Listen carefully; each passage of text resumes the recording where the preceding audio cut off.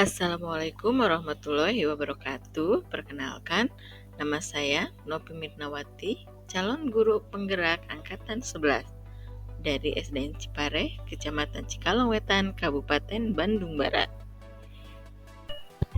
Dalam video ini, saya akan memaparkan demonstrasi kontekstual pendidikan yang berpihak pada murid.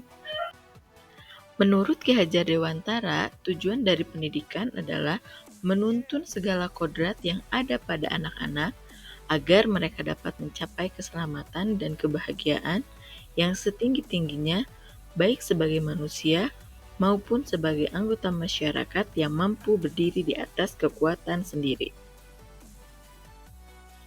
Sesuai dengan tujuan pendidikan, maka diharapkan pendidik mampu menuntun murid sesuai kodratnya, pendidik mampu mengenal karakter murid, pendidik mampu memahami tujuan pembelajaran, dan pendidik mampu berpihak kepada murid.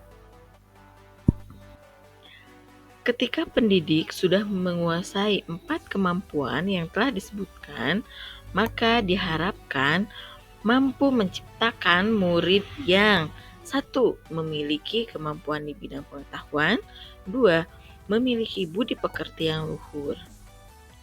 4 kemampuan pendidik untuk menghasilkan murid yang memiliki kemampuan di bidang pengetahuan dapat diaktualisasikan dalam mempersiapkan pembelajaran, sehingga terdapat beberapa hal yang harus diperhatikan. Pertama, mengenal daerah tempat tinggal murid. Hal ini berkaitan dengan kodrat alam dan kodrat zaman murid itu sendiri. Sekarang kita berada di zaman teknologi atau internet, di mana segala sesuatu dapat diakses dengan mudah di HP.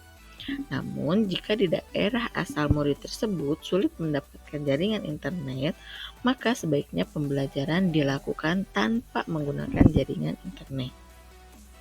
Kedua, mengetahui minat bakat murid.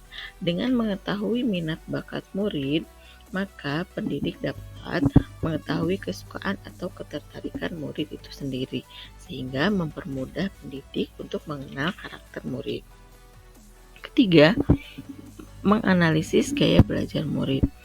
Hal ini diharapkan pendidik mampu menyajikan pembelajaran yang disenangi oleh murid. Misal, jika murid suka mendengarkan, maka sebaiknya pendidik banyak bercerita. Jika murid menyenangi visual, maka sebaiknya pendidik mampu memperlihatkan media ajar. Dan jika murid menyenangi kinestetik, maka kegiatan belajar harus ada gerakan-gerakannya ataupun proyek-proyek praktik-praktik yang dilakukan. Yang keempat adalah menganalisis model pembelajaran. Dengan menerapkan model pembelajaran yang tepat, maka capaian untuk tujuan pembelajaran dapat dicapai dengan mudah. Setiap murid unik memiliki minat, bakat, serta gaya belajar yang berbeda, sehingga setelah memperhatikan tersebut, diharapkan pendidik mampu menyajikan pembelajaran berdiferensiasi yang dibutuhkan oleh murid, sehingga terciptalah pendidikan yang berpihak pada murid. Menciptakan pendidikan yang berpihak pada murid diharapkan mampu menciptakan murid yang memiliki budi pekerti luhur. Menurut teori konvergensi yang disampaikan oleh Ki Hajar Dewantara, budi pekerti dibagi menjadi 2 bagian. Yang pertama, intelligible. Intelligible adalah bagian yang berhubungan dengan kecerdasan angan-angan serta dapat dipengaruhi oleh pendidikan atau keadaan. Contohnya, awalnya kita tidak tahu jalan menuju ke kota Bandung. Namun, karena keadaan mengharuskan kita pergi ke sana, maka secara alamiah kita akan bertanya kepada orang lain bagaimana cara menuju kota Bandung. Dan pada akhirnya, pengetahuan kita bertambah.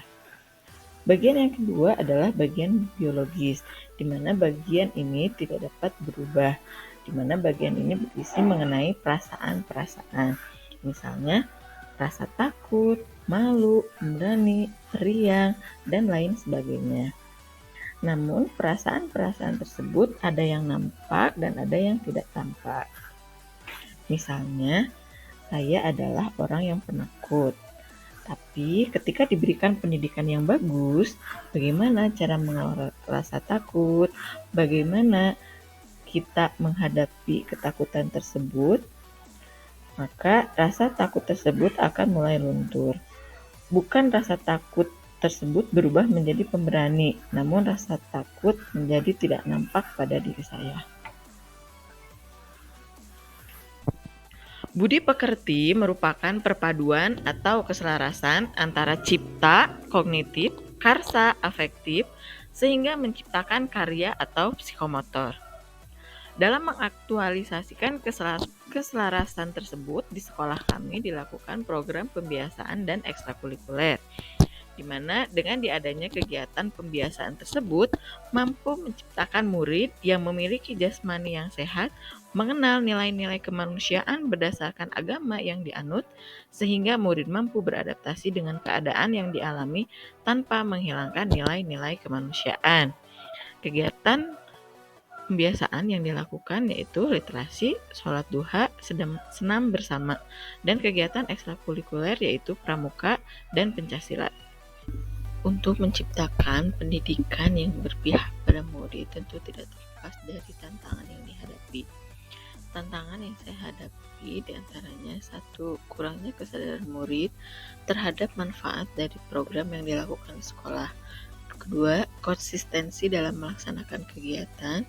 Tiga, keterbatasan pendidik dalam melaksanakan pembelajaran yang dinamis. Solusi yang dihadirkan untuk menjawab tantangan nomor 1 yaitu semboyan yang disampaikan oleh Ki Hajar Dewantara, yaitu Ingarso sing tulodo ing madya mangunkarso tuturi handayani. Itu ketika murid kurang sadar terhadap program yang dilaksanakan di sekolah, maka sebagai pendidik kita harus bisa memberikan contoh sebagai teladan, kemudian memberikan semangat dan memberikan motivasi bagi murid. Solusi untuk nomor 2 yaitu mengingat kembali hal yang diharapkan ketika murid lulus dari sekolah. Dan untuk menjawab yang nomor 3 yaitu meningkatkan kompetensi pendidik sesuai dengan kedinamisan yang terjadi.